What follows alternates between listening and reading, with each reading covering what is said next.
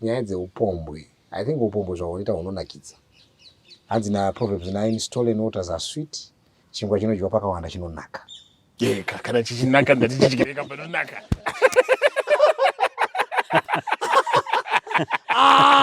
Ndikutaura nayo. Baba, mai wasipo. Andipenda kumusha. Prophets, they are the mouthpiece of God. They hear from God and they say what God is saying. Evangelists, vanobuda havasemchecha. Like this one, yes. Yeah, vakatobuda izvinezvo vari musango. Vari kuwina masource. Next week vanenge vari kuuniversity. Vanenge vachiwina masource kutendeutsana kubva munyika. Kwazoita pastor nateacher ndo vanozogara pasi mapastor. Vofudza vanhu nokukudza vanhu muchechi. Then point iripo ndeyekuti nemari namagaya nembiri namagaya malooks handizoziva but mbiri yavanayo iyaya kuti vazonze vakunotsvaka vanhu toti evangelist vati munhu somudza maoko ita Jesu pinde moyo mangu. It's the greatest miracle. Makagara nemuprofita. Do you think this one is a true? We need to test him. Bible don't do not believe in everything, but test the spirit. For so if we say test, we then test him. If he qualifies. Pama test manje apasoro yakuti munhu anongotestwa na anyone. The biggest politician ndemwari. Politics dzakatangira kudenga. Kudonedzwa kwa Satan nyaya yekuti angakuda kupinda pachigaro. Avanzo rowai 2 feet.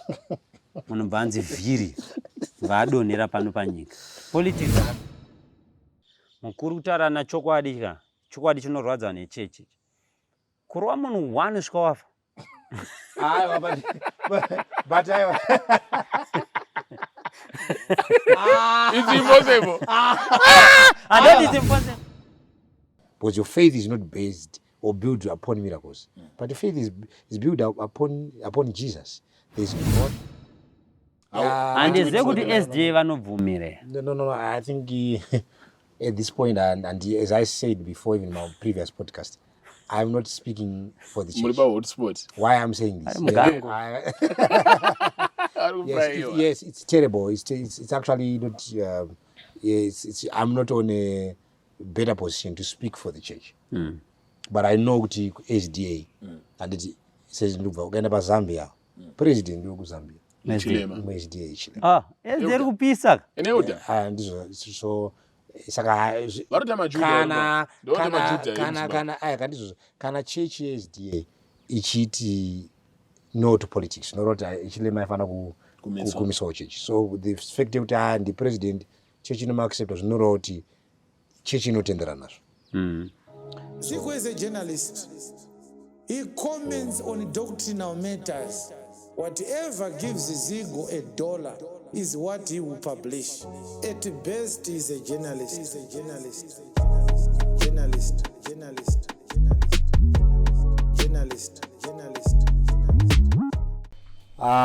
Kudya nekumwa, kutenga nekutengesa, kusima nekuvaka, ndonyaya dzaunowana kana ukavhura bhuku. My activities emazuva ekupedzisira. So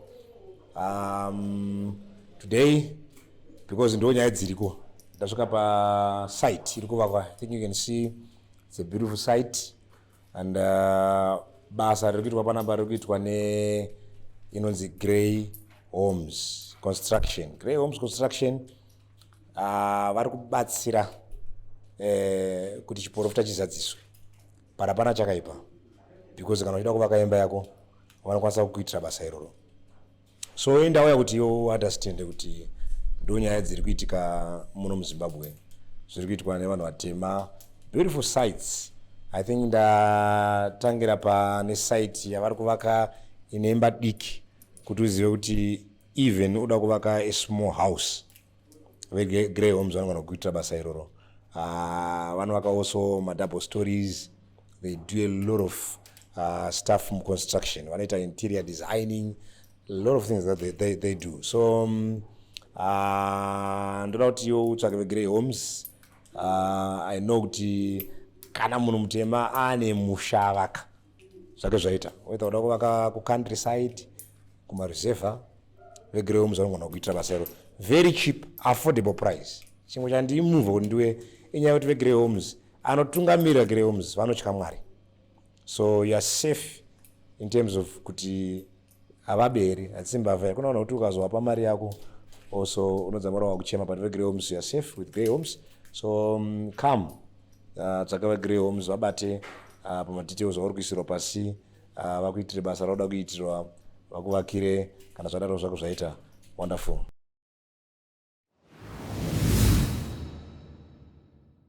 Ladies and gentlemen, we are back again and it's a Sanganisa Muvangeri Marufu na Prophet Passion Java.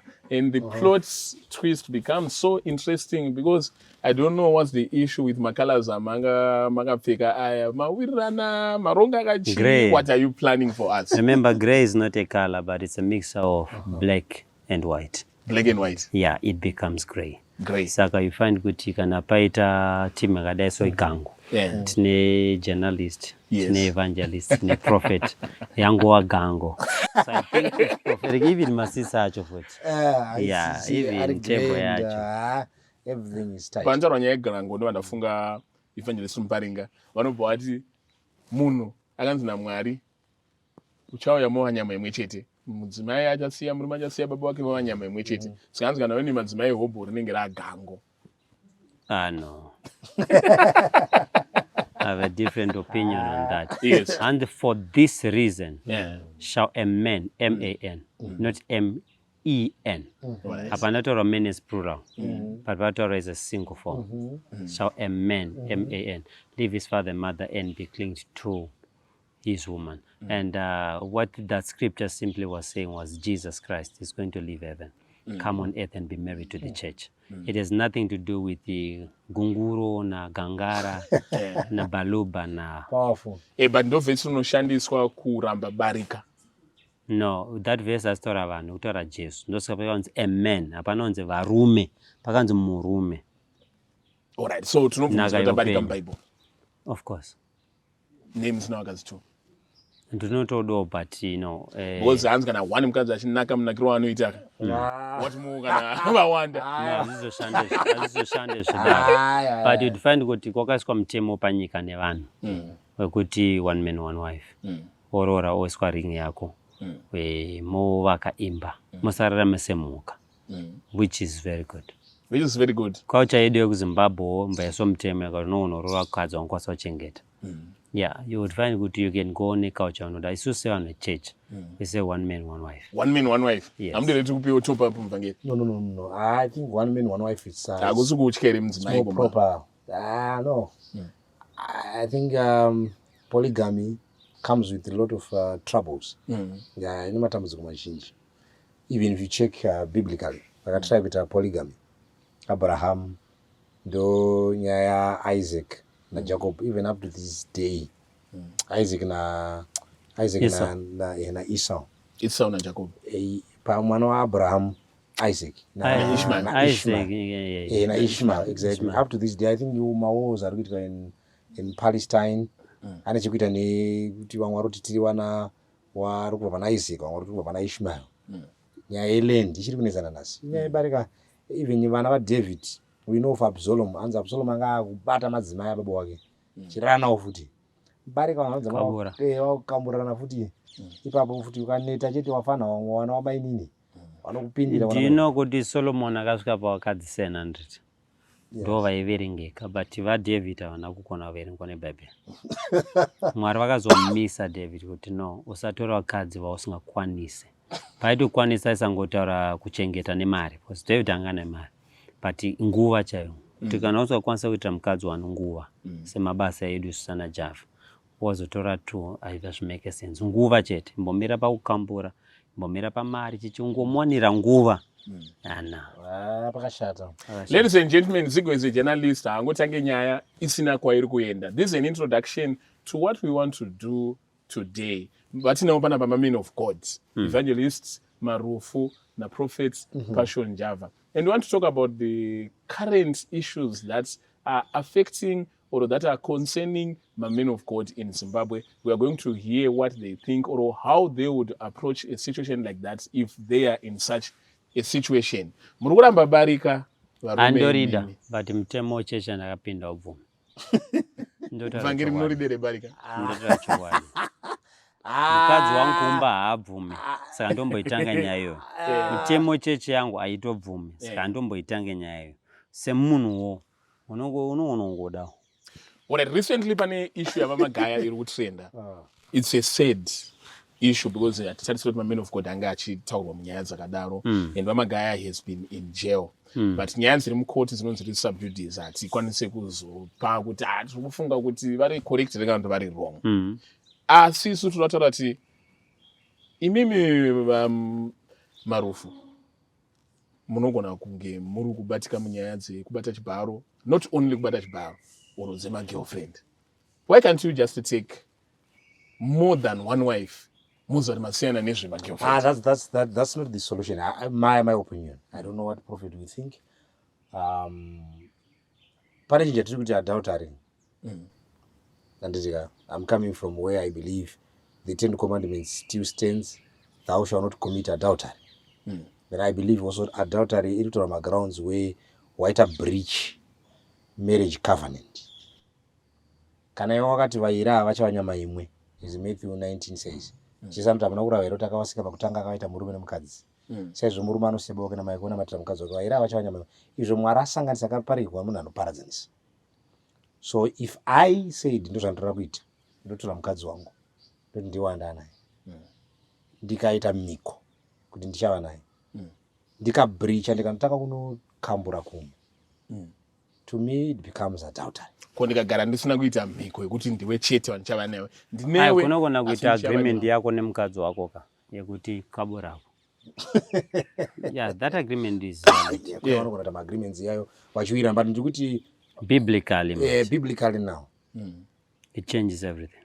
Ukangoya kuBhayibheri I think wakutanga kuti tawondo because nyaya dzeupombwe. I think upombwe zvaoita unonakidza. Hanzi na Proverbs 9 stolen waters are sweet. Chingwa chinodyiwa pakawanda chinonaka. Kana chichinaka ndati chichireka panonaka.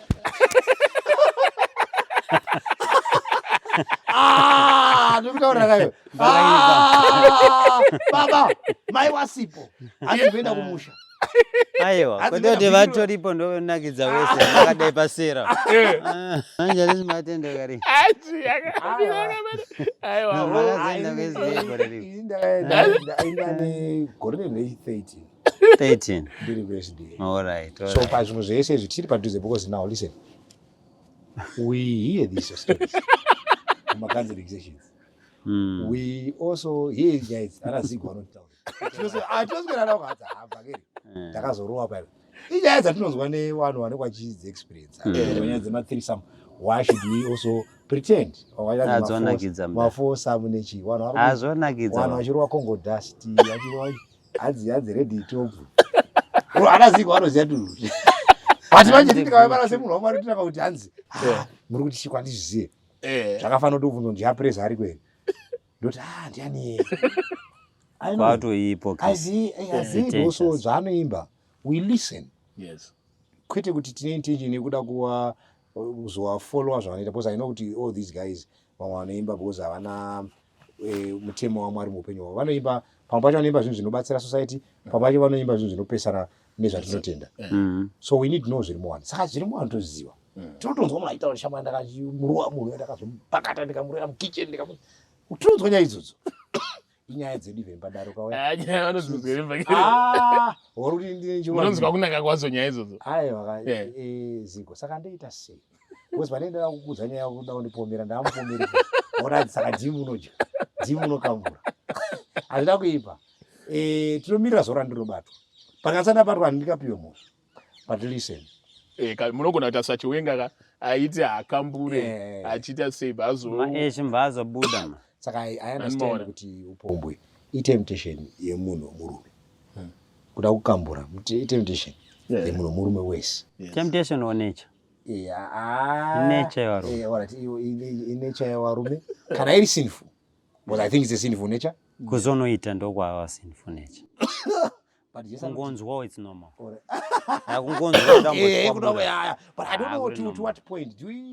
I have also thought and imagined about Jesus himself.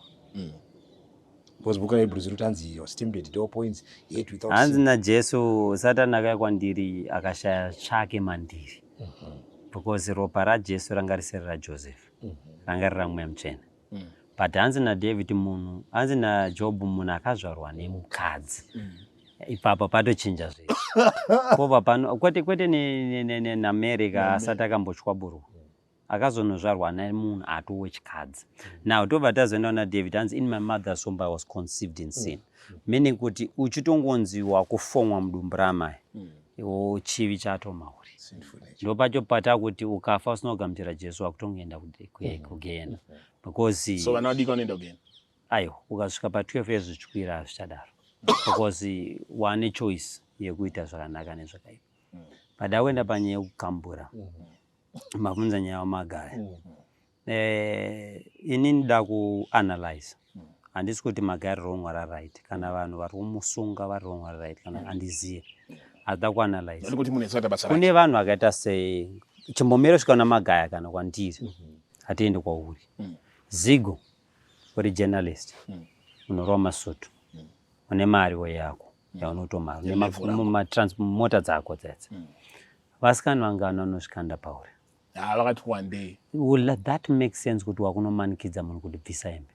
No, it will not make sense at your level. Yes. Now when you come to our level now tireve kuti vakadzi vevanhu vasikana vakanaka vakashata zvibharuma nechichi vese vanenge vakadaiso ndokwandaiti Obvious, of course. Obvious, celebrity. Cheri madzimai ewanhu anengatori mumba. Saka unoziva kuti munhu ari kuedzwa navakadzi 7 akadonha anofanira kurohwa. Yes. But ukaona vasikana 1000 vakudai every day ukavhura Instagram vari kukunyenga ukaenda paFacebook ukaenda kuchechi kwacho vari kuzhadabura uchiparidza unofanira kunzwisika ukazodonha. Kungotaura nechokwadi pane pokuti unotenza kusvika waona kuti kauri kutoda kacho ndokarusikande kwauri wangu basa ratiri nayo is not easy. It's not easy. Toona kuti ningi mutsvene ndiye munhu wanga asingachaya manaka vamwe vakangwara kuvanza kozete isusu tongobuda pachena kuti miedzo iriko. Point iripo ndeyekuti nemari namagaya nembiri namagaya malooks handizoziva hangu but mbiri yavanayo iyaya kuti vazonze vakunotsvaka vanhu vokubata zvibharu to me doesn't make sense. Handisi kuti haana kuzviita kwandakaita court chadecide but it doesn't make sense. What I know ndeyekuti munhu wechikadzi akazonzi ngatichimire inini mweya mutsvene kundiconvinza kuti ndiri munhu waMwari life haisi yangu ndopandangauda kukaurisa. Hands na Prophet Ubed Angel, something that he said, which I quoted quite a long time ago. Hands, be careful of who you sleep with, especially usati one in Mariakati one day. Because we are making love, we are having sex. But ono zeta Mari, anovatri, you were raping me. Because I think I could feel on your musia, one in Mari. And then... Even ukatorara naye une mari munhu. Pane vanhu kuti vanogona kurova bonde. Hazvinei mari yako paunoti nemukadzi anchada especially ukasashandisa sida unprotected yaya inonoconnecta nemukadzi even achitoziva kuti uri murume munhu kumuti handichada my emotions anenge amarried to you anenge atomukadzi anenge atoconnected baba do you know kuti ukarova munhu yeke wasiya DNA yako munhu zvekuti akazonororwa after 3 years akazvara mwana angonobuda akafanira because DNA yako iri mune munhu yeye. Saka munhu wechikadzi mazvarirwa akaitwa nemabhidhiro akaita psychologically emotionally connection anenge aita newe semurume paunoti hanchada even angapinda achiziva kuti hazvizve serious even mataura nawo ndiri murume munhu munhu wechikadzi hazvitoita anenge akutoda kana therapy kana chii kuti abatsirike. Plus kuzonza nchada nemunhu anenge magaya ochinotsvaga munhu anenge baluba future yake yatokwana. Plus ukagara odai uenda paInstagram umoona magaya ari kubuda ukagara kuona magaya ari kubuda YouTube abuda pinda mubhazi akutaura. So probably it means kuti saka vhangeri rinofanira kutanga kubata vanhu vachiri varombo. But ini mafungira angu evangelist. What's that advisor vanhu vane zvinhu? Yeah, evangelist mafungira angu ndikuti the only way out is never to be in. Yeah, this is. There is no way out mumadress. the only way out is never to get in. Once watanga. Because the making of beauty will never end. You have to end it. Iwewe ukasazvimisa zvemadresses hazvimire. Pane kana chitori 14 years zvezvo after 5 years ndo kaneka kupisa. Saka the making of beauty will never end. Kushona inonzi zingizi gomera pamwe maruwa enyika apere. So you'd find kuti baba murombo nemunhu ane mare hakuna asingatyaburi. Mukuru kutaura nachokwadi ka chokwadi chinorwadza nechechi. Kurova munhu 1 usvika wafa. But It's impossible. And that is impossible. Don't go to even one your cousin. Gasata said Rorum. When Mkazo Ungur Nerafio no Bosco Mitapa, Genombo, Minima, Romboita say, Ombono, Wuro, Agango Miramun. Vanatina Banabana, Mari. Hans Groamun, one Sikafa. It's impossible. And that is impossible. Now, what the Roman one scoafa? What I didn't say, Roman one scamaf. Sandagaro and in 20 years. Scatut Magarova and 2. Ayo. Ndakaro ndine 20 years. Ndakasvika pakudivorce. Kubva ndizvarosvika iye ndiye first person wandakasangana naye. Kusvika ndi divorce anambochita. Mwari andoziva izvozvo. Ndata mukadzi wangu wechitu auya akazoita munyama pakati. Unozongosho une mazuva ndakarohwa nemhepo kwabama aya. Unoziva mbiri negloria yaka. Ine zvainoya nazvo. That's why ndakazongochuza kuti ano. Rega tiye pana muvhangeri. Muvhangeri be careful because apa munogona kuchwabura padeni. No. SD kai. Ndine cheche yangu cheche I've been a faithful man to issues. And eyes don't lie. Already got another one. How do you because I come here. Question yako is right. Msapindu. What I'm saying. Ngoti God. Mangeri, muneswa ka lie detector. Mazuva ano vari kuisa. Ngoti minu ego mwari. God knows. Kana dai decline to us. Andisikuti andinamubvira ndakaitswa. Apata minu ego mwari. Ndikuti andisikuti andinamubvira ndakaitswa. Andisikuti andinamubvira ndaka pale paunotozoti pale munhu handina matira. Kana bonyo. Kana chita emotional. Kana pamachat. All right. I understand. Saka cheating is a big word. Yes, I okay. But for the sake of family, ngatingoti minu ego mwari. God knows. Ini ndiri kutaura. Let us pass. Okay, zvakanaka. But ndiri kuti tinogona kuita pasi. Pane pfungwa yangu iri kuti ndiri kufunga kuti zvakanyanyonaka kuadvisa murombo. Because you see what also Prophet has said. And the second marriage yangu pakazouya. But the first man handine mari ka. But ndikuti chi. Nane mbiri mchechete. But kuchechi kaisi kuchechi kune ngonichi. Kune ma limits also ongoinawo. Is I think also ndozva kuti batsira opposite. But apa makazopenda ma streets manje. Mune vanhu vane totone fear now because I think we also pass stage yenguva vanhu kuchechi chete. Because nyaya dzatakuya nadzo dzinonopinda even pakati pevanhu vasinganamati. Wotodziteerera. Anozoti pano unogona vhangeri kuti unoti ndizvo kuchechi izvo ateerera. But now even dzatiri kutaura idzi murume wese adaunzwa nyaya dzebonde. Especially kuAfrica. Kana Donald Trump akataura kuti maAfricans bonde tikaita podcast takutombopfuura nekuti chidi tichishembura because zvinhu zvati mushonga yeguchu nechi yakazara kuno. Iri pese. Zvese zvirikupusha chino chako. Unazorowa. Unazokambura. Nyaya idzi tinodzifarira. It's good also kuti dzitaure because inyaya dzedu. Izvo podcast vanhu vanokazara vachiti kama vanhu usanyembe uri kurowa. Wanonakirwa nechi because saka ameno prophet. But I think ini also ndiri kumusha. Of myself when I was still in the rural ndiri kumaprazi. Ndine wasikana wandaitoona. Ndiri kumusha. Ndichitonzwa kuda. But zana ndakapfeka manje. Ndandine suit yandanapera mukoma mashi. Because pano pokupfeka sutu. Takupfeka mazwano. Waipinda musutu. Yes. Uri mairiso. Une time yekudhara mataya anenge akavhara pana rizombe rakadero. Iri yeblack nezitunga kuno kurakaita kuti akafutoma nemateke ewhite. Osvika pagrowth point uchidini. Apo wakarohwa nambuya ichi nechigero chatsviki. Uchiti ndebvi. Wasikana vanotiza wega. Usati wataurayo ndebvi unzi ambomira. Bozi urombo. Yes. But tiri kutaura mastage ekuti vanhu vakukuyenga ivo. Yes. wachito kuti uri papi uchitoshamisika kuti Wakarwa Ferragamo, wakarwa kakati podcast and stuff. wari wamirawo ndebvu waita sei unonanzwa basi ndebvu kachena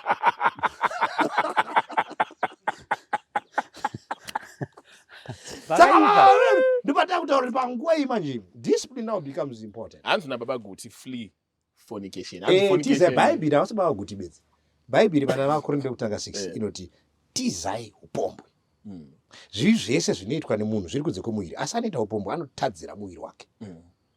Saka upombwe hunodiwa nomuviri. Paunopinda muupombwe baba zvese zvinonakirwa baba kubva kutsiye kunzwara kuvhudzi chese chiri pauri kuheyari inoti uri munoita nemuviri upombwe hunodzima panonzi a sin of fornication is a sin unto your own body. Uri kutadzira muviri wako.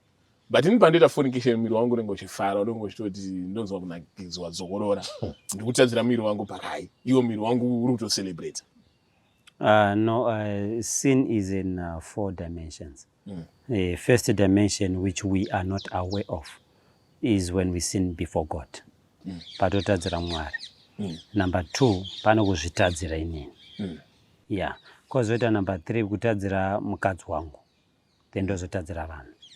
Ma levels. Mukadzi wangu hanisana namutadzira kana asiranibata.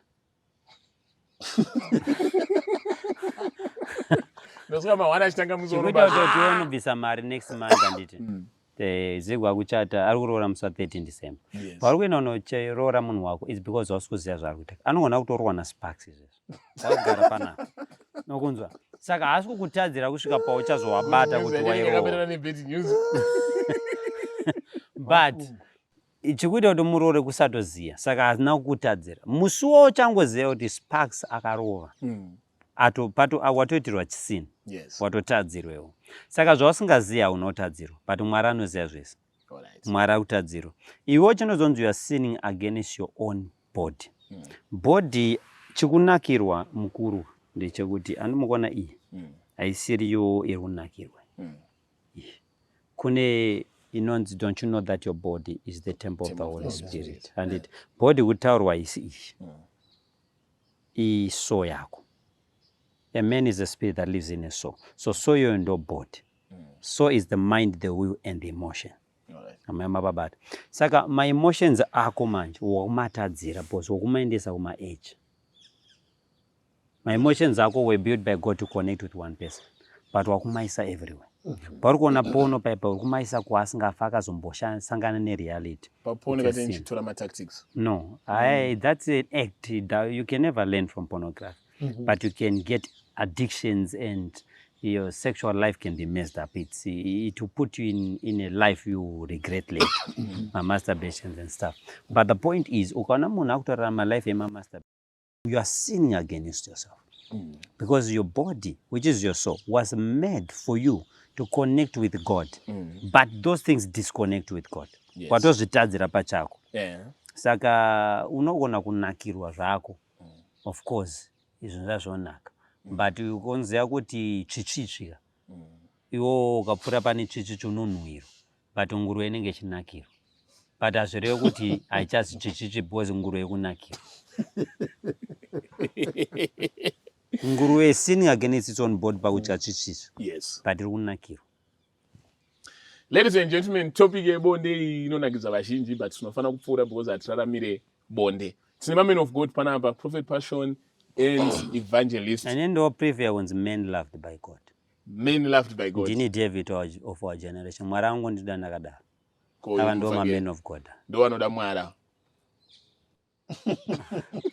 Aiwa vanotodiwa naMwari. But vanhu vakaiswa naMwari kunzi nemutemo wangu ndokuda nemutemo. Ini ndangu ndokuda wakadaro.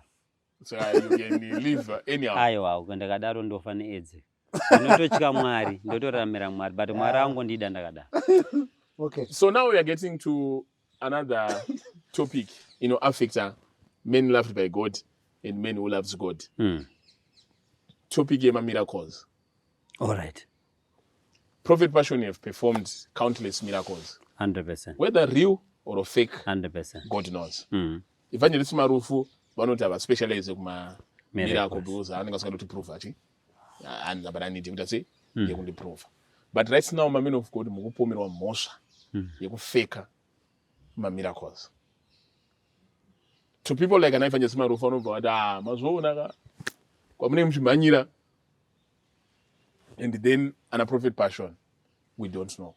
Is it ordinary or okay for a man of God to be a preacher of the gospel but pana ana miracle rinoita sei rinomfollowa? That's a good question. I know the church is divided into 5 parts when it comes to offices. Konema apostles, their role is to plant the church and give doctrine and stuff. Prophets, they are the mouthpiece of God. They hear from God and they say what God is saying. Evangelists, vanobuda avasemchecha. Like this one, yes. Yeah, vakatobuda izvinhu zvari musango. Vari kuwina masource. Next week vanenge vari kuuniversity. Vanenge vachiwina masource kutendesa vanhu kubva munyika. Kwazoita pastor nateacher ndo vanozogara pasi mapastor vofudza vanhu nokukudza vanhu muchechi. Then mateacher ndi anozoti munzwisise maapostles acho mashandiro anoita kana doctrine racho ndo anoexplainerai maprophecy and miracles and stuff. So the only issue is when pride kicks in within any office. Pride and competition. It puts people under pressure to start faking. Not only miracles, kune even not fake preaching. Kune ma-fake sermons. Unofeka unoparidza zvisingaexiste. Ndo unonzwa mapasa achiti ndakasangana naJesu nezuro pa-preaching yake. Ari kufeka. Ndo unonzwa vamwe achifeka even sutu anondonokwereta sutu. I-pressure ne-pride inenge yakuitika kuti sometimes level yevanhu vakaendana kubible school. Ava vakubuda pama-TV, vamwe vakudai, vamwe vakudriva motikari iwo hauna nachino. Wakufila under pressure. Wakuhaya zvinhu. So because ligre vamwe vakurasa mwe. Saka that pressure comes either by pride or by competition. It does not justify it. I've heard some pastors in Zimbabwe wachiti Paul andara kuti vamwe vanoparidza nekuda kwe-envy, jealousy, neyekuti chikafu mudumbu and stuff, but either way Jesus is being praised. It's a scripture, yes, but we misinterpret it. Because we are taking it out of context. Ukatarisa kuchibva kumusoro, the way Paul is building it kuti ndakapinda mashipwreck asingaperi nchiparidza. Ndakabva kumashipwreck ndakaenda kunorowa nema 39 slashes ndakatombofa nchidai ndakambodai ntia vaingotaura levels ekuti mazuva ano pakunzi kana usinoti pa first class andiyozoparidza chechi kwako. Kana kusina vanhu 5000 andiyozoparidza chechi. But Paul itori ndapinda mushipwreck. Ndiyeni unoparidzira vanhu 2. Saka apedza pa breakdown andobvazo. Pasika we cannot now try to justify our sin of faking miracles by quoting a scripture. Tonge Torah 1 to justify zviri kufake and stuff. But yes, people fake.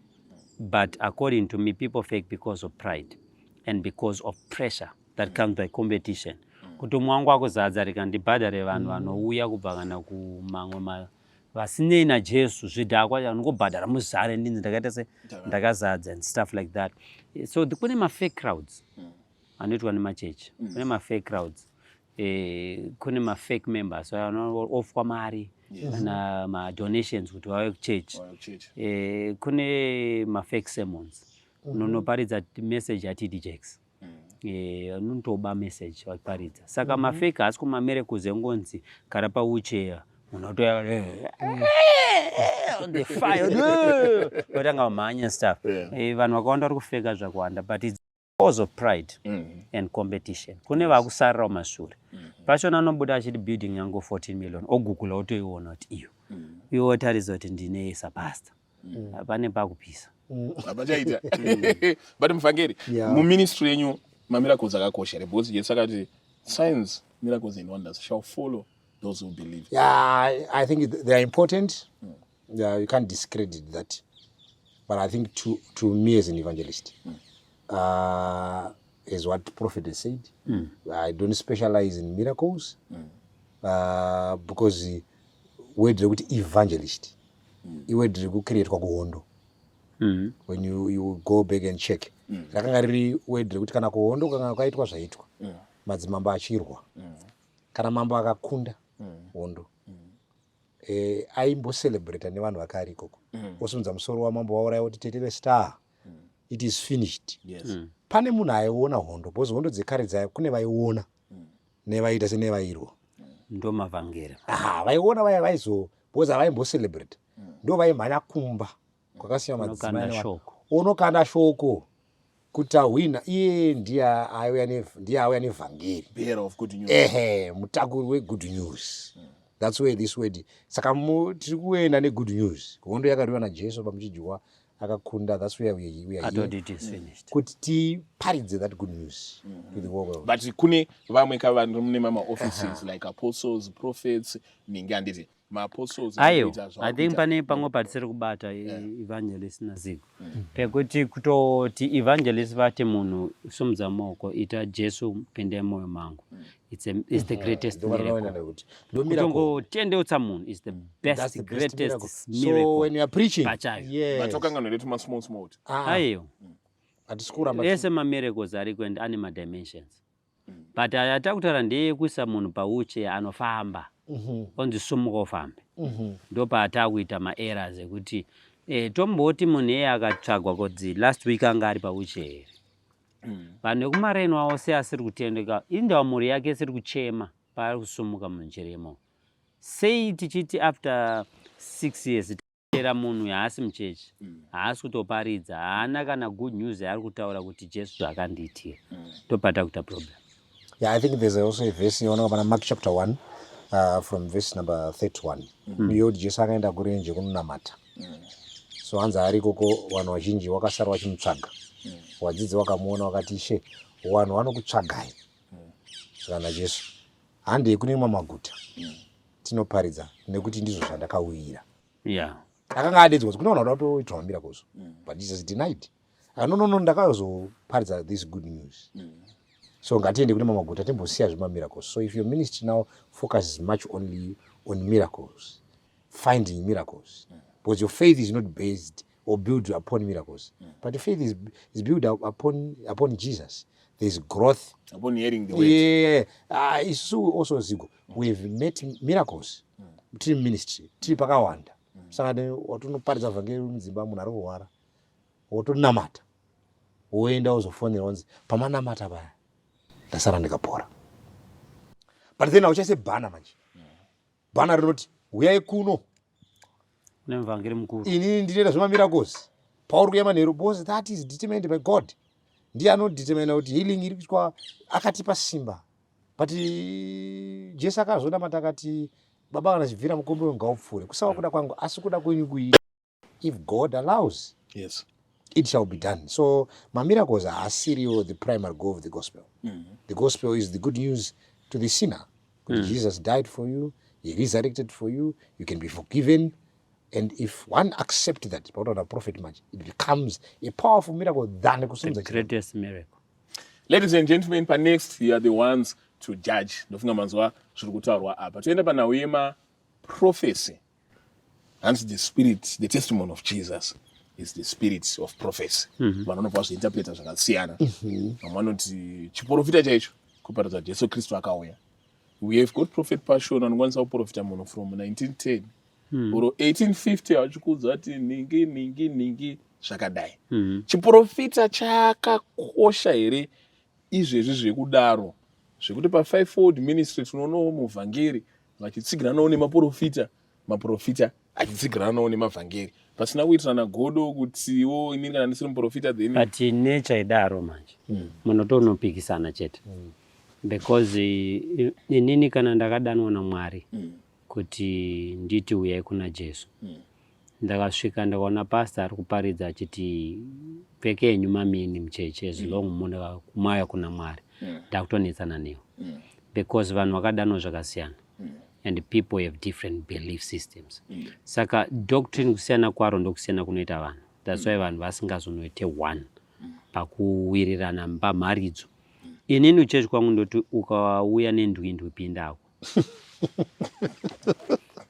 Because Mwari vachiburi kunosangana naAdam angari musvo. Angasina kana kai. Saka senda kuti munhu ane mini Mwari asangane newe. Amamunzisa. Understanding yangu kudoctrine rekuchurch kwangu. But kuchurch kwandakakurira kwa Assemblies of God. Mbe yako ikasapfura mabvi. Kanganwa ike apa. ikasapfura apa tokubuditsa mcheche. Hatombokupe Zambia. Totokubuditsa mcheche. Saka kupesana kwemadoctrine kwakuita kuti vanhu vasawirirane pakuparidza kwavari kuita. Asi Mwari akuparidzwa ndiwani. But pachiprofita chacho chakachitarisa zvimwe zvinogona kukonzera jealousy zvakangofanana nekuti prophet Passion kana vachiprofita can I prophesy vachiita manyawi handingona zvandotaura. Yeah, but my thinking will be because my offices are 5 pane also narration yatinopiwa kuti pachava false prophets, false apostles. We hear of Revelation chapter 2. Church of Ephesus. Magagara nemuprofita. Do you think this one is a true or false? We need to test him. Bible don't go to do not believe in every spirit, but test the spirit. So if we say test, we then test him. If he qualifies. Pamatest manje apasoro yakuti munhu anongotestwa na anyone. Azviite kuti titi Zigo ngaanotestwa mukondombera na commissioner wepolice. Aiwa avadaro commissioner wepolice vane basa ravo raanoita risiri rekutesta mukondombera awawo. Saka pakutesta pane mazera ka. I understand, but that's a good answer. You can't just say he's a true prophet because anofarira. Because he's not a true prophet because anofarira. Yes, you have to test, and you can only test someone through the word of God. You may be a journalist. Handizivi kuti matest ako akamira sei anoshandiswa pauri, but vanhu vanozotongonzwa amera team test. What is journalism? Journalism is the art of collecting information and disseminating it for public use. Ndakamunzwa yekuti journalist is the expression of who, when, how, chichi ari 5 maecha. Saka ipapa tatonenge mafoire pa. Saka tichana susiya. But no, Zigo is, to me Zigo is a journalist pakuti kune majournalist anonopfekedzwa makepi. Yes. You are a self-made journalist. Self-made. My self-declaration. Yeah. Self-proclaimed. Self-admitted. But tichidzoka panyaya iyo dapa the testimony of Jesus is the spirit of prophecy. What is actually saying is when we are preaching, we are prophesying. Preaching chachai, because you don't preach things of your own. Mwari anokupa maridzo utonoparidza sande. Unoona kuti thus says the Lord, but you are prophesying. Teaching is part of prophesying. My evangelist wangomuka achienda kuenda kuchipinge. Mwari anotovatungamirira kuenda kuchipinge kwekwe. Why? He is going mission yaisi yake. Hii mission yatumwa na Mwari. So muvhangeri vanotosumuka prophetically vachitoenda kutonobatsira vanhu nekudzinga madhimoni nekugamuchisa Jesu. Is God who leads him. That's the spirit of prophecy yakutaura. Yasiyana negift of prophecy yamakuti Passion anokwanisa kuti 1918 chakati chakaitika. That's a gift. The spirit of prophecy and the gift of it's prophecy. Totally different. A spirit of prophecy is the one that leads people prophetically to do God's will. Saka kune munhu anotopinda mutrain otanga kuti uyai kuna Mwari, Mwari akanaka, zvakutotaura it's prophecy because neMwari vafemera maari vakamutuma mutrain. Yeah. Takusvika palast part. This is the last question because of our time. Manasogara so anaone bhutsi yangu. Yangu haina maglita ayo but this is a nice show. Aiwa makachena. Yamupaketi bvawaratidza ika yenyu. Kana yangu iri right. Makachena. The last of the flesh, the pride of life. Makachena. This is nice. This is nice. Yes. Zimbabwe is a very complex country. Nyika yakasiyana nedzimwe nyika. We are special in our own way. Zvinodetermine how we do whatever we are doing. Kubva kusoka, kubva kuenda kunonzi volleyball, entertainment. We've got our idols. Tinema musician ana Japreza, ana Winky D, and also tinema men of God. Edu. Takagara namuvhangeri Marufu. Where we established men of God every day. Varokukura. Tina Prophet Passion, who is known both in Zimbabwe, in America, in the Bahamas. Tina Prophet Makandiwa, Prophet Ibedenjo, and a whole lot of non-don. But takusvika panauye politics. Politics in Zimbabwe, Tina President Mnangagwa, and we've got the government, which is led by ZANU-PF. And a lot of people, they've shown their allegiance. They pledged to support women for ED, kune top soup. Yakarambwa. They're going to support. regerai nyaya support vatinotoada vana pazvinopinda through system negwara chairo chairo negwara. Alright, Tom Subanzi makarambwa. And then we've got almost everything for ED. But now tane mapastor. Unogona ngosiri party pastor for ED, but pastor they are actively supporting politics. Vanobva vati church nepolitics hazvifaniri kubva zvanyanyoti line tinodraw line apa chokwadi ndechekuti vamunangagwa yahuchi. Inini ndakambodedzwa navamugabe 2012 ku-State House ndakatoramba kuenda. Because sister venzi airwara padonamata saka. Because ndaizvoti ndiri munhu wechechi. Saka ndakatoramba kuenda. By 2012 mama kutobedzwa napresident unamatira. Ndaipisa. Ndomazana ndamapropa. Ndonatanga kunyorwa mubepa 2010. But point yandobudisa ndeyekuti andizive kuti ndakazongofola in love sei napresident iti vanodika. Ichokwadi chisingarambiki. Kusati kwakamboita president anenge idi. World yese. Tsvaga any president ane open door policy. Anoti Zigo ngauya akandiona. Evangelist ngauya vandiona. Ukaona munhu achiti ndopisa ndine picture na president idi anotopenga. Because vakati Zimbabwe musha mukuru and avhura door munhu wese ngauya. Ukano apply unotonoswera wawaona. Ameno mababate baba. Not only that, I had asked kuna president ED vision yavo uchi vision 2030 uchi ukaitarisa iko unoona kuti mwana wangu ane future, I have to support this. Ndakereka ndako kuti ndizo justify kuti inini semunhu wechechi ndofanenge ndichita politics. No, I can't. Why? Inini ndiri prophet. That's my calling. And I should focus on my calling and build it. Ndakadaro. But kune munhu wechechi anogona kuwa necalling yekunota politician. Ndasiyana nemunhu yeye. So I can't speak for the whole church kuti I will consider church water politics. The biggest politician ndimwari. Politics dzakatangira kudenga. Kudonedzwa kwa Satan nyaya yekuti anga kuda kupinda pachigaro. Avanzo rowai 2 feet. Munobva anzi vhiri vadonera pano panyika. Politics dzakatotangwa kudenga. Mwari akarova politics. Angel Gabriel akatorora politics. Saka politics has always been there from heaven chacha. Kutora nepolitics. Kuheo chaiko kutora nepolitics dzeko. Madimoni anotorova politics. Saka kuti titi church can't be involved in a politician as make a sense. Why? My politicians are people that makes decision on our behalf. Yes. Decision yavanota inogona kutikwadza kana kutiumba. Unogonesa president anoti Zimbabwe ya Muslim country. Muone president anoti anchada vanhu vanoita zvokuprofita munyika muno. Kuti hakuna chechi chaitwa mustadium muno. Chechi yakatokwara. Kutange news renzwa kuRwanda kuti zvakanzi machechi sakavharwa. You see, saka a president wenyika anofana ari aligned with the prophet according to the Bible. Okay. That's why isusu maprophets muchirona takamumatira president idi. It's biblical. Wese prophet asinofamba na king akanzi minor prophet. Any prophet akafamba na mambo akanzi major prophet. Saka ukati ni susu unobva ungoona kuti ama major. But point iripo ndeyekuti fine kuti kuSDA kwawo kuna na Tagurai Central Committee member. Very more politics. It helps us as a church. Number one, it helps us as my youth. Because madhara akawanda ndechikuru. And ndo zvatotoda bozi pakanzi vapfana ndo vakumhanya nyika atosheka.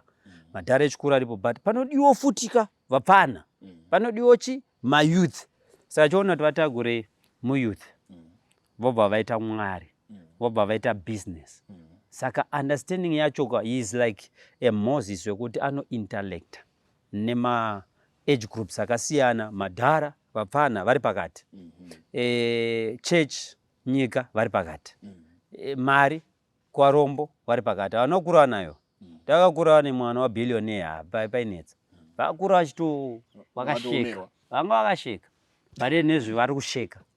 So you'd find kuti munhu akadaro isusu vane church we celebrate tunombe. Takakura tichinzi Stemasiwa achaita president.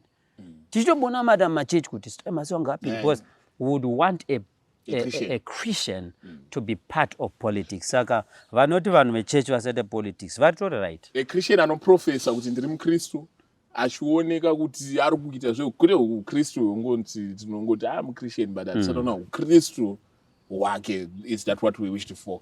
Ameno Mvangeri. Handizive kuti SDA vanobvumire. No. I think at this point, and as I said before, even in my previous podcast, I'm not speaking for the church. Hotspot. Why I'm saying this? Yes, it's terrible. It's actually not. I'm not on a better position to speak for the church. But I know the SDA and it says ukaenda paZambia president uri kuZambia SDA Chilema. SDA iri kupisa ndizvo so saka kana church SDA ichiti no to politics noroti Chilema ifana kumisawo church. So the fact kuti ndi president church inomaaccepta zvinoreva kuti church inotendera nazvo. So there's nothing wrong there. So, but now I want to speak as an evangelist now, as independent evangelist. What I think on the issue, I think we have better work to do. Is Vanoshka Mwari. I want to read a verse on that so that you get understanding. That Romans 13 inopa zvatinofana kuita. Inoti munhu mumwe nemumwe ngaase pasi mumasimba makuru. Nekuti hakuna simba risina kubva kuna Mwari. Iwo aripo akaiswa naMwari. Powerful. You understand? Unzwa Bible zvarongotwa counsel. It's a counsel yatiri kupiwa. Bible roda kuti tinzwise kuti okay, look at Jesus. He came in a world where there was oppression. By the time you look at Jesus, Romans anga ari kuopressa maJews. And there was high oppression. Yakanga iriko Jesu akatobvunzwa even nyaya yemutero. Vanhu vakakurotonga vachinetseka nemutero akati tikudzirwa. Kana Jesu no. Just render Caesar what belongs to Caesar. And God what belongs to God. You see, we have better work to do. Kana isitikata basa redu rakanaka sevavhangeri andidika rokuparidza tichiisa mamorals muvanhu hatisi worried neanozoenda pamberi because takaita basa rese takamudzidzisa zvese zvinodiwa saka hatisi worried naye because tiri kuziva kuti aiswapo aiswa naMwari. Ndiri kufunga kuti denga harisoda kuti tinetsika nekurwisana nearipo kuti dai ndabvisa taisa ningi kana tiri vanhu vaMwari. Denga riri kuti mukaita basa renyu anoiswapo anoiswa naMwari. Saka zvinoreva kuti anorelata nemi sevanhu vaMwari. Saka zvamunongoita imi munongosubmita. It's when the church has not done its work. Kana church isiri kuita basa rayo rekudzidzisa kuti vanhu vanofanira kurarama sei. Ukaona saka dambudziko ratana ndekuti church harisi kuita basa. Church harisi kudzidzisa vanhu. Saka tinogona kuti toti tine munhu ari muchechi medu isusu abuda wataakuona akuparticipata muzvinhu adaenda kunoita kana president munyika. Tikanga taworried tavanhu vasina kumudzidzisa. Kana takamupa zvinhu zviri correct. Chokwadi chiri correct. Hatisi worried kuti aina kunotitungamirira. Because we know kuti paari kuenda kunotungamirira ari kuenda ainani aina Mwari. Problem saka Bible kuti imi chingozvisai aiswapo aiswa ndiMwari atendera. God is participating. Saka inototi saka unoramba simba anodzivisa zvakaiswapo naMwari. Zvino izvo vanodzivisa vanozvitorera mhosva. Because maevents ese paari kufamba sezvo tiri mazuva ekupedzisira God is directing every event towards his will. Saka nyaya iripo ndekuti isusu basa redu nderekuti kana tiine community nesociety ngatidzidzise vanhu kuita zvakanaka. Kana tikanga taita mumwe wedu pakati pedu anoti ndine conviction yandapiwa naMwari yekuti ndikutungamirirei. Hatisi worried because it's an individual opinion. It's a conviction yake yaita. Kune ntonzi church politics. Saka kana muchechi tiri kuita politics tikuzotadza nekunoita dzenyika. Yes. So ngatitei saka zvazvinoreva ndezvokudai prophet. Ndezvokuti zvakazoipa kuti inini kana ndiri Marufu ndaita zvandaita ini. Toti ndaita conviction yangu yekuti no Mwari ataura neni kuti I must lead the people. Handifaniri kuzouya kuna Zigo. Ndoti Zigo tenda zvandiri kutaura. Kana ukasatenda wakundirwisa. Zigo ari kupiwa neBhaibheri kuti ukaona paiswa munhu naMwari iwe teera. ndiMwari aronga. But uyo aiswa naMwari haana right yekuchiti nditeere. Isusu kana tiri maKristu kanzo yedu yatakapiwa ndekuti ingozviisai pasi pemasimba aripo. Muchiziva kuti ndiMwari akatendera. Hatitendere kutora pfuti kana munondo kuti tinorwisa zviripo. Nekuti izvi zvakaiswa nani naMwari. Uyo aripo ukadzwa basa rake dauti munzwe. I think that's where we are losing it also sevanhu vaMwari. Inototi nokuti vabati havatyi unobata basa rakanaka asi rakaipa. ava rapa hanzi havasi threatened neuyo ari kuita basa rakanaka, wari threatened neavo vari kuronga kuita zvakaipa. Uyo ari kutungamirira anova worried newe kana waane urongwa hwakaipa.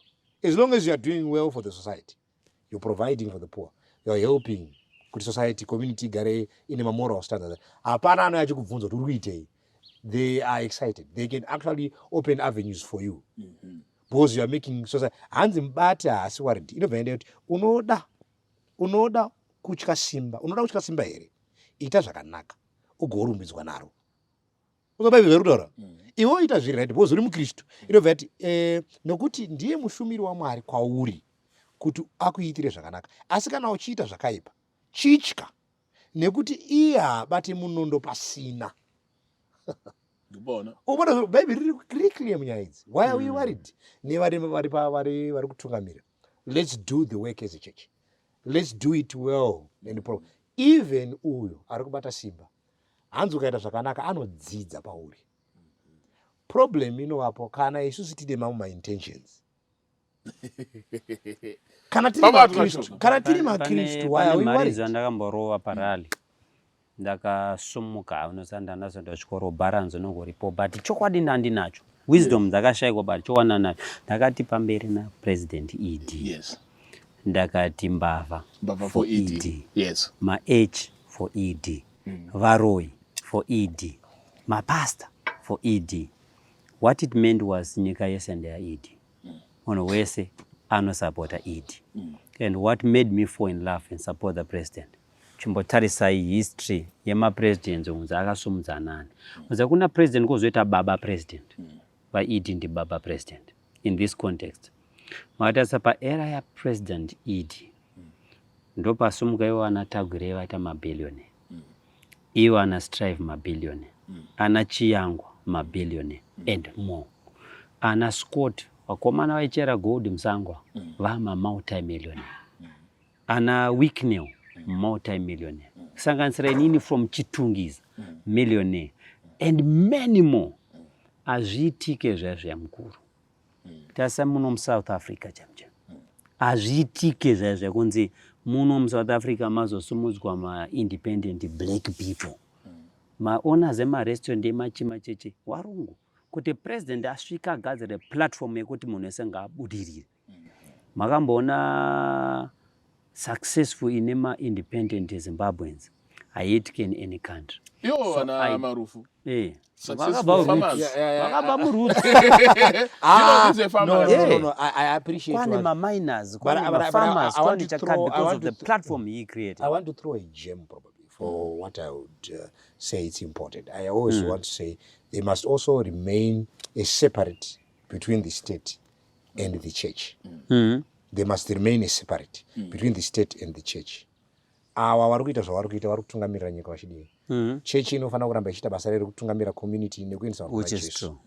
Hapafana ta bias. Chechi ngaite basa rayo. Dambudziko nderekuti chechi ine zvimwe zvairida kutsvaga zvisinei zvayakatumwa. Chechi yakatumwa specifically to preach the good news to both men and women. Isiri selective. Hazvina basa kuti bozi hanzi Mwari naJesu. Tarisa idai vanokuvenga idi Jesu anodaro. Kana muchida vanokudai bedzi mungawana mubayiro wei nokuti vaedheni ndo vanoita izvozvo. It's not everyone. Hazvina basa kuti uri kubva to which dimension of life. Tinokuda because tiri weChurch. We love you. We want to see everyone in heaven. Whether akambotadza nezuro hanzi nyange zvakatsvuka seropa ndo richiparidza zvichachena sechando ndo vhangeri. So they must remain kuitira kuti ava vakatadza ava chechi ndo inowaparidzira kuti wadzoke mugwara. Dambudziko manje ndoti chechi iri kubvawo futi munzvimbo yayo yobva yaita kosara kusina munhu uku. Saka ukasara kusina munhu hakuna achadzora mumwe. Saka chechi ngairambe ichiita zvainoita ichizvisa pasi pemasimba aripo asi ichiita basa rayo isingaite maintention yekuda kurwa nawo. Because hanzi uyu anobata munondo anoti but hazvichechi zvamakuita because uyu anoona kanoti uyu anoti iwe ndinokuziva uri munhu waMwari ko zvawakuita izvi ndezvipi. Handizvo zvawakatumwa kuita because Jesu wedu haana kuita basa iro, haana kurwa naCaesar. Akauya Caesar ariko angadai akagadzira akafuma. Jesu anga ane power aitirwa nono angadai akafuma revolt yekuti ndoda kuenda patone nyaya. Our Jesus preached love, love, spread love. That's what we need to do, and I think it's important. Ladies and gentlemen, because of our time, I think we need to end here. Pane verse iri muBhayibheri randofarira kuverenga Proverbs 29 verse 2 rinoti, when the righteous are in authority, the people rejoice. So with that, we are going to watch another video that we are going to do. I think it will be a week from now, if I'm not mistaken. Stay tuned for that video. Then talk mostly about my spiritual tongues. And with that, we're out. Zigo vanhu vese vakwadza vakapiwa kadai uchisenza muchokwadi pano kuda kurukura Zigo, the journalist.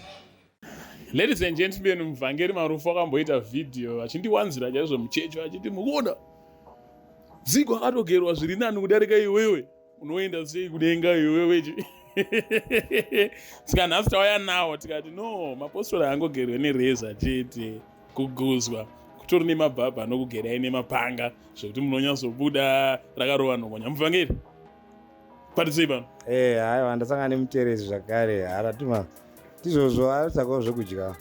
But you know, it's a better environment here. Musoro vanogeza, ndebvu vanogeza, zvese zvinochena. I think mavanga angu akunatsoona kundoda kuda kupfumbudza mavanga. Zvura nendebvu mavanga asi tinotenda they are doing blessed cards. Yeah, they are doing a great work. And I think also they've supported the ministry by just saying Mvangeri munongogerwa yenyu nguva yamada. Mukangonzwa mada kupinda mavhesi baba vatobata pavo iwo ndiwo uri kutenda mavhesi kuti uwane zvekudya izvo wakutora vhidhiyo vanhu vacha vachiratidza Mvangeri ari kuitiswa naZigo asi ndakugerwa mahara kuBlessed Cards. So let's also support Blessed Cards. Mukanga mangowana time just pass through, you know. There's a lot of great work here. I think ndachena wamana hapana chokutaura Zigo chinofura ichocho. Thank you Mvangeri. Unotopedza basa kuBlessed Cards. Tase ule muru wada tsakana iparapo.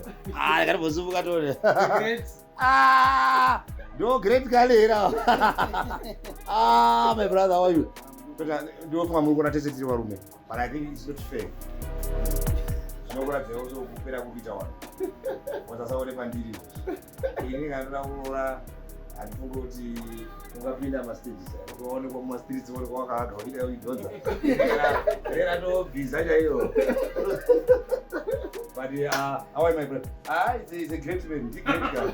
Wakasimba. As I tell you, he's also a fan of the gospel. Mwara kuti enda Blessed Cards wati nhasi Mvangeri tinobhadhara zvese zviriko pana. He's the one who paid. Yes, God bless you my brother. Mwara kuti zvakanaka. Ariko machechi maHarare evanhu vasina kusvika grade 7 chete arimo. Kungoti tiri life. Zigo anozoita sei anozoplay. Zigo anozoita sei ingadai ndaita name some of them. Zigo anozoita sei ariko machechi maHarare ekuti ndevanhu vasina kusvika grade 7 chete.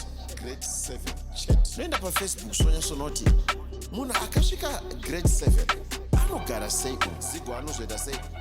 So Mwari vakanaka vanogadzira machechi emunhu chi wese. Grade 7 chete. Kungoti tiri life. Zigo anozoita sei anozoplay.